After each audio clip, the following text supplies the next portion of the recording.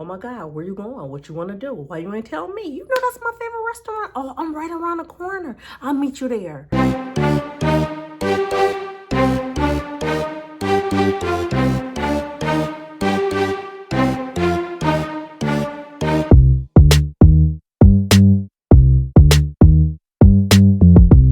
When we think about pests, we think about childhood friends, but you can have a pest as a friend as a grown person. We don't even want to call them a pest, but it's like, what do you call the person that's always there, always calling, always FaceTiming, always texting, always inviting themselves somewhere when you didn't invite them? What else do you call that person? I mean, I'm sure you have some choice words. But it's a pest. And sometimes you're just so relaxed talking to the pest on the phone, you end up slipping out information like, you know, Jessica's in town and we're gonna go ahead and go check out this restaurant in Decatur, and we're gonna have, oh, y'all doing it? Oh, I wanna go. You know, the pest invites themselves all the time. The pest is like, okay, we're all gonna hang out. Has anyone ever felt like you're being interrogated by your friend? Where did you go? You know I love that restaurant. Why you didn't tell me? What day did you go again? That's strange. About what time did you go? Why is that strange? Oh, I just remember we talked earlier that day. And it's like you feel like you're being questioned. And like you feel like you're under interrogation. That's not a good friendship. I know because I used to be in that space. I used to be in that position. I'm a survivor. Feeling interrogated and questioned on my every move. Like, are you my mother? Like, why are you questioning me like this? I'm not obligated to tell you everything. I had this friend that was a pest. And instead of confronting this friend, I'm not gonna lie, I was a punk. I was just a straight punk, like straight up. I lived in this apartment complex that wasn't a gated community. And this friend will pop up or call me and say, hey, I'm in the neighborhood. Can I stop by? And I'm like, well, where are you? Oh, like 2 blocks away or something. And I'm like, okay. And then even though I said like, okay, within like 2 minutes, you're in the parking lot. That's because I believe this person was on the other side of the complex. And this was like a needy friend, a friend that just loved just company. And I remember this one time in particular, I had a sense that this person was going to be in the neighborhood. So I just remember turning off all of my lights.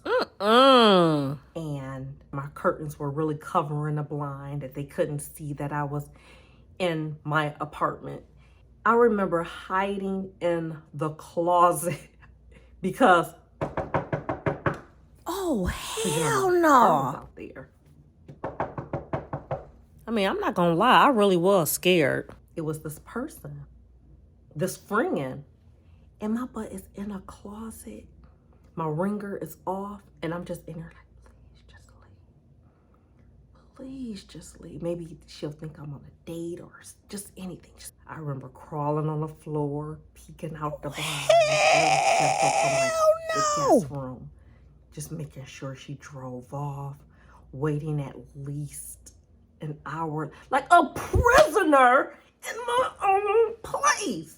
All because I want to be a punk and I can't confront a friend. That's like ridiculous. I know that a lot of us go out of our way to be nice to our friends, and I'm sure no one has done like the punk move like me, hiding in my closet. And you know when you live by yourself, you know, living like you're at your place and you're making your favorite little meal, and then sometimes you pack the plate, it's just you, or you make just enough for leftovers, and then that person comes over, just being nice. Hey, something. Oh, that smells good. Can I taste? Can I have some? And it's just like, yeah, sure. That's just me being nice. And I know I can't be the only one who just tries to be nice for that particular friend, or we don't want to hurt their feelings. But really, there is something else going on when you have a grown friend as a pest. I remember sometimes just being by myself and I just want to talk to somebody. I'll just call up whoever is available just to talk. So a lot of times that's the issue too with these so-called pests in our life. They just want someone to talk to. And you're that person. Some people don't know how to just be by themselves and enjoying quiet. You know, I think a real conversation needs to happen, not necessarily about them being a pest, but really connecting with that friend. You know, are you happy? What's going on? You know what you should try? You should try taking walks by yourself, exercise, and taking classes that you enjoy. Hey, who else do you talk to? And they may say, well, you're the only one I talk to. And you're like, yeah, I know. But it's really good to talk to the friend, have a genuine, sincere conversation, and make sure that their mental health is at a certain level. And if you're anything like me, like I can look back at it and say, oh, I was shady. I should have been honest. And definitely I should have. Totally should have connected better. Are you happy? You know, what are you going through? We don't want people to feel left out or like they don't matter. So even though we don't necessarily want to be around them, we still invite, oh, come on, just meet us there. It's just draining. So if I can look back at my old self, I would have just been more upfront. Like, girl, I was hiding in the closet. And you know, there are certain friends that really don't mix. Like, you can't mix this one with that one, or she's a little bit more this and that. But you know how to, you know your friends. And my sister used to tell me, what are you doing? Because I used to have straight up, like if I wanted to do something, I was like, okay, I'm gonna do it with her and her, but I'm not gonna tell her. Okay, wait a minute. Maybe I could do the same thing with her and then hook up with her. And my sister used to say, what are you doing? She was like, everybody grown. They need to know how to handle themselves. And I was like, no, you don't understand. No, because I know the energy of this person. And she was like, you crazy. And you attracting crazy personality. And then she was like, what does that say about you? It was like I was orchestrating, okay, she's not gonna like, okay, she's a little bit more. So then I was like, maybe my sister is right. Maybe I'm doing too much. Once I did put them together, once I put these energies together, it was just like I said. So my sister don't know what she's talking about. I knew what I was doing. But at the same time, I was draining myself coming up with all the logistics of grown people coming together. And the thing about a pest is they don't know that they're a pest. They don't know that they're crowding your space. They don't know. And with technology, you know how they say that women are like detectives with social media. They don't know where your location is at and they stalk down the men and they stalk down this and that. I think the same could be said for the friendly pest or the overbearing friend. You know, the intimidation, the questioning. Why did you do this? Why didn't you tell me? I wanted to go, blah, blah, blah, blah, blah, blah, blah. And you're just feeling like me, the punk. Who just, and I say just a punk because that's what I was. It was a punk move, like straight up.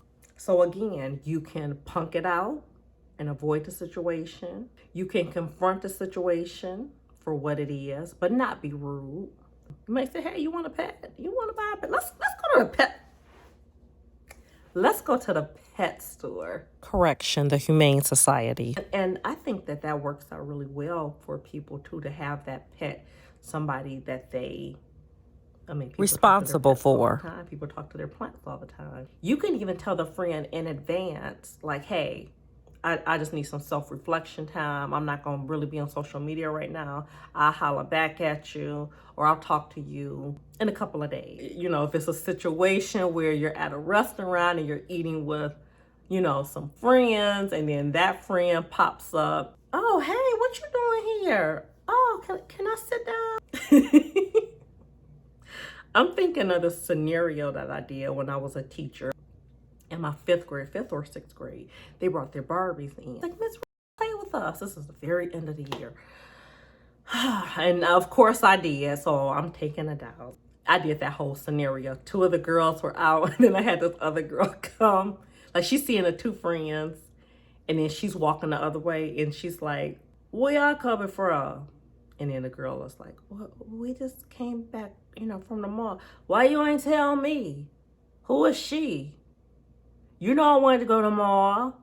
Why you ain't call me? Why you ain't tell me?" My students were like all in, and I just played out the scenario. But it's so, even though I'm playing it with Barbie, it's such a real scenario and a real situation that many of us find ourselves in. So I hope that this video helped. I hope that you can be as genuine as you can with your friend, and hopefully not get into a situation where you just erupt, you get really blunt and really fed up. Like, look, you know what? I didn't want to go there. I didn't want to go there. But you crowding my space. I got other friends besides you. It's amazing the issues that we deal with when we're kids opposed to what we're dealing with now in our 4th decade and beyond. Because the truth of the matter is, a lot of those same issues relate to what we're dealing with today. So tell me what you think. What tips do you have for a grown pest or a person that's a little bit overbearing? Love, Starlet.